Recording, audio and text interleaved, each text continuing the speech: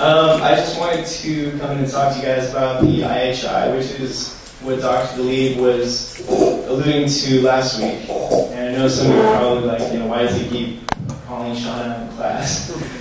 But last semester, we had an idea, and it involved this institute. And what it does is it brings something to our campus that we didn't have before, and a lot of other schools don't have still. And it's something that that's already integrated in the curriculum. As you guys have seen, we have the modules, we have an opportunity to get certified in quality improvement and patient safety. And that's pretty much the whole basis of this institution's patient safety and quality improvement. So, next slide. So, why do we need the IHI? Why would it benefit us? Why do we care? Yes. So, quality improvement, in a nutshell, really simply, is just reducing the amount of harm that we pose to our own patients. And by being able to figure out how to do that, we ensure patient safety. So as our primary goal as physicians, that's what we're going to want to do, but that's also something we can start learning about right now. It's something we can learn about in the curriculum. It's something we can actually put into practice in our own hospital now as second years. As first years, the MPH program, everybody together, we can actually come together and propose initiatives, do work in a hospital, and I'll get to that later for the next one. So, from a survey done from the IHI in 2008, they found out that about 33% of the 33% receive information about quality improvement. So this is all schools. So not even half, and 78% that they actually wanted these skills, whereas 85% said that it would be important for future employers, such as residency programs and so on. And 91% wanted to see this, or they actually see this as effective tools to have in their own arsenal.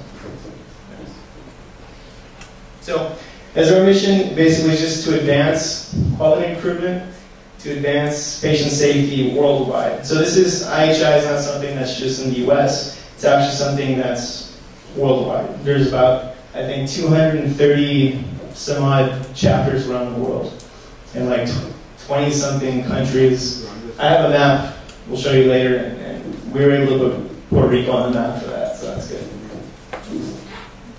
Okay, so what's the problem? The problem is errors in the hospital are causing for between 44 and 98,000 deaths a year, and these are all preventable deaths. And even though people aren't perfect and systems aren't perfect, a lot of these can actually be avoided. And that's what this program wants to focus on. Sorry for the voice. This year's figure was actually closer to 140,000 deaths.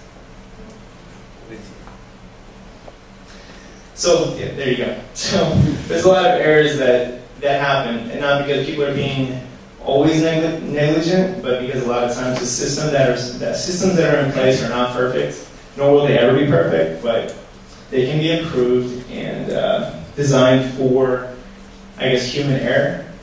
And as you can see, also 7,000 people die each year due to medication error, which in itself could be its own project for our own hospital here. Next. So what we can do in the IHI is expose everybody early on. So ideally it'd be from first year, but luckily we can start this year. And by going through the integrated part of this class, we can start doing case studies, learning about what are all the pitfalls that people can, I guess, come across in the hospital, how you can be more of a, instead of a liability, you can be more of, I guess, you can improve. An asset. Exactly. Yeah, you can be an asset to the hospital you're at. As a medical student, being an asset is almost unheard of. We're all liabilities going in to the hospital third year, fourth year. So we would have that, I guess, to offer our hospital and wherever else we go. So over 25% of medical schools have started programs such as this, not exactly the IHI, but incorporating patient safety and quality improvement in their curriculums. So what's exciting is that we can be on the forefront of that. We'll be the first school to actually have this organization in Puerto Rico and have an organization where students can actually have a direct impact in quality improvement in their own hospital. This is the person who actually started IHI. His name is Dr. Donald Berwick. I'm not sure if any of you have heard of him, but he was actually just appointed to the Centers for Medicare and Medicaid Services as the administrator by President Obama. And he's the one who started this. He's like the nation's leading authority on healthcare. And he's a clinical professor at Harvard Medical School. And he just stepped down so he could take this position. But pretty much IHI is based on a lot of the views that he's had. And he's been able to turn all of this into a humongous organization that's online. And everything he offers is free. Like the modules and all the certification that we'll be getting will be free across the school. And any student that wants to take part. So what does the IHI Open School do? It has kind of a three-pronged effect, which I kind of touched on. The curriculum content, which we already have integrated, the social networks, and the experiential learning. Next. So the online courses that we have, I don't know if anybody has downloaded the Immediate Fire module PowerPoint, but basically just talks about what the online courses are about. And they basically focus on patient safety, quality improvement, and leadership. And these are all things that you can take from class and directly apply in a hospital. If you choose to take on like a project which you can team up within yourselves, you can team up with third years, fourth years, you can team up with one of the faculty, you can team up with one of the doctors in the hospital. And what it also does is it focuses on case studies. And these case studies are pretty much what bring the issues to the classroom. And then we discuss the issues, and within IHI's modules, it leads you through it in a way that allows you to kind of think for yourself, like what would you do in this situation? If you were the physician that operated on the wrong side of the body, would you do this? Would you do that? How would you address the patient? How would you address the press? If you were the administrator, etc. So they're all very valid lessons that I think we should be learning now. So we're not, I guess we don't get caught in the learning curve. Third point here. It's also very dynamic, which is why it says audio recordings, videos. It's all very, I guess, mainstream. We have YouTube videos that are involved. There are, I guess, interviews of people that are actually in the industry, and they talk about problems they've had and how they've brought these problems to solutions using theories that are taught in IHI.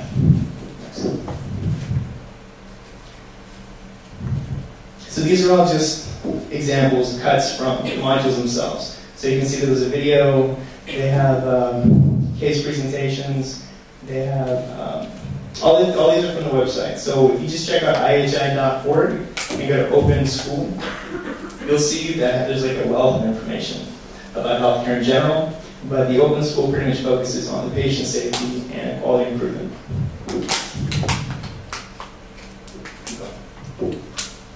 This right here is a certificate that would be given to each person that finishes, which now that is part of our curriculum, all of us will get that.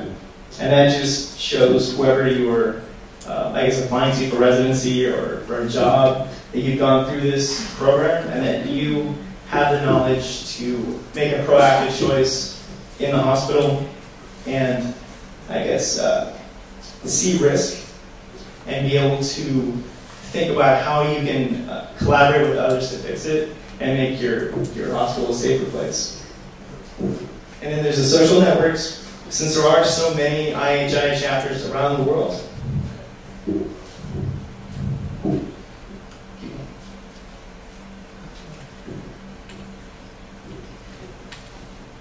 so, and they link up via YouTube, Facebook, Blogger, Twitter. So I mean, they're very much in contact, and there's a monthly meeting between all the chapter leaders where they exchange ideas, they talk about what's working in their chapter, what they did at their hospital, maybe what they want to start doing, how they're recruiting, how they're getting, I guess, benefits for their own members. And so there's this big idea exchange globally that takes place over WebEx. I'm not sure if anybody's familiar with WebEx. It's an online meeting platform where you can give PowerPoints, talk about what you've been doing, and each school hosts one, I guess, every year. And there's also conventions, which you can see Those are pictures of conventions that are sponsored by IHI. That each chapter, if they've been able to find or do a study within the hospital and found results, they can take those results and present them at this convention. And so you can do whatever you want with it. You can go as far as you want. You can either present it at a convention, if you can get a paper published, great. But this is almost like an incubator club, which allows everybody to kind of follow their own ideas. If they want to, help the hospital, maybe they think that our hospital may have a lot of people following the hospital. Okay, I'm going to take that. I'm going to take some people. We're going to look at the data. We're going to see where maybe the protocol is failing. We're going to fix it as best we can. Collaborate with the hospital. Read up on the literature, and then propose this protocol to the hospital. Check in a year. See if there's improvements. And if there are, you have something to publish. You have something to talk about. You made a difference in your own hospital, and you've learned a ton along the way. Thanks. So this is just a quick snapshot of all the chapters. You can see there's a ton in North America. There's South America, Asia, Africa, Australia, Scotland, England. They're everywhere. So this is something that's catching on worldwide. So I'm glad that our school is able to start with this and I guess move Puerto Rico forward in that sense. Maybe start a precedent for the other schools here. Next. And then the experiential learning, which is what I was talking about. And so this would be a separate entity from the class. And our advisor would be Dr. Yussef Galib. And Faraz and I would be heading up the administration. And basically, we would be cultivating ideas that you guys would have to improve our hospital. Things that you may want to see change in the hospital. And we would have monthly meetings with guest speakers where they wouldn't only just be from the industry talking to us about the industry, but there would be resources that we could bounce ideas off for our own projects. So the project that Faraz and I are undertaking right now, as an example, is ventilator-acquired pneumonia. And this is a problem that you'll find in almost every hospital. This is where they intubate somebody, put them on a ventilator, they can't breathe on their own.